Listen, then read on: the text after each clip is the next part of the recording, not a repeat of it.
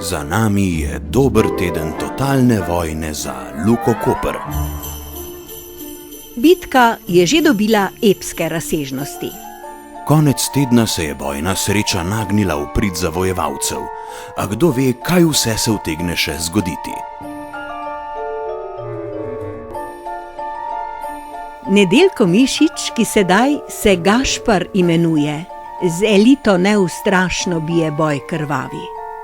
Srčno za Luko Koper se bojuje. Z Rjavcem Virant več se v bran ne stavi. Magistrica Alenka obupuje. Zapustil jo je vlečni konj norčavi. Končana njena je in marsiktira, tako sladka, a prekratka kariera. Odprta so stežaj pogube vrata, sem in tje frčijo tone blata. Kri po medijih prelita, napolnila bi jezera. In že mori pingvin, pingvina brata.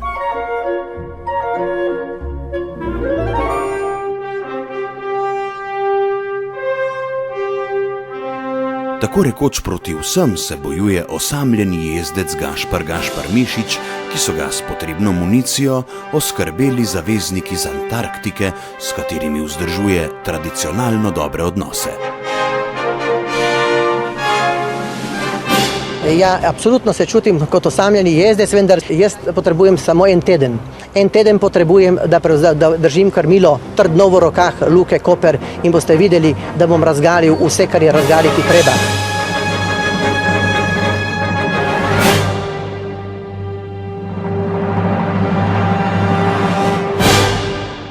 Tako zelo sam kot pravi, pa Mišič seveda ni.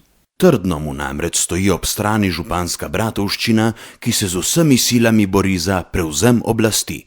Na obzidju Ljubljanskega gradu utrjuje svojo pozicijo feldmaršal artilerije Zoran Janković, ki sicer zanika vpletenost v imenovanje svojega pribočnika na mesto predsednika uprave Luke. Tako da ne vem, kako bi jaz lahko vplival, telepatsko. Jaz vam zdaj povem, če bi moral jaz kot nadzornik kjerkoli glasovati po nekem nalogu, bi bil moj govor zelo enostaven, ker odpoved bi napisal. Jankovićevim besedam seveda radi verjamemo. Znano je namreč, da se pred vsako pomembnejšo odločitvijo posvetuje samo svojo družino. Tudi širšo se razume.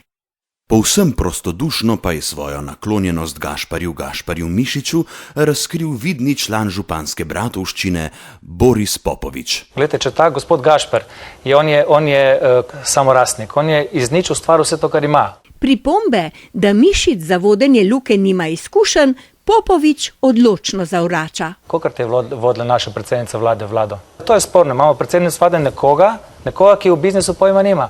Ljudje božji, to je zame sporno. In tu je največji problem. Predsednik vlade je res pomembna funkcija. Mislim, jaz ne vem, zakaj smo mi tako degradirali to funkcijo. To je najpomembnejša funkcija v državi, ne pa predsednik uprave Luke Koper. Pravzaprav res. Kamor je šel bik, se pravi država, pa naj gre še štrik, se pravi Luka. Zanimivo pa je, da je trganje štrika v naših medijih poželo veliko večjo pozornost kot crkavanje bika. Medtem ko so mikrofoni in kamere zabeležili vsak gib in vsako besedo Gašparja Mišiča in njegovih zaveznikov, je bilo poročanje o dogajanju na gospodarskem in finančnem področju veliko bolj zadržano. In vendar sta prav v minulem tednu izdihnili 2 slovenski banki, medtem ko je zdravstveno stanje preostalih vse prej kot stabilno. Vlada je sklenila, da bomo stroške pogrebnih slovesnosti in pokopa obeh pokojnic v višini milijarde evrov poravnali užaloščeni davkoplačevalci. Iz medijev tudi komaj kaj izvemo o tem, kako po drugi strani življenje zmaguje in poganja v novo rast stopnjo nezaposlenosti, kako se rojevajo novi davki in prispevki, kako se krepi zahtevani odnos za desetletne državne obveznosti in še marsikaj spodbudnega bi se našlo. Ko boste ta teden spremljali nadaljevanje predstave o Luki Koper, se sprostite in uživajte.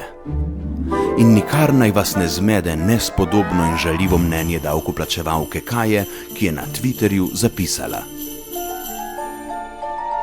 Koalicijski partnerji se zahvaljujejo volivcem za evforijo o predstavi Ogorčenost nad Gašperjem Mišičem in obljubljajo, da se bo tragikomedija v istem stilu nadaljevala.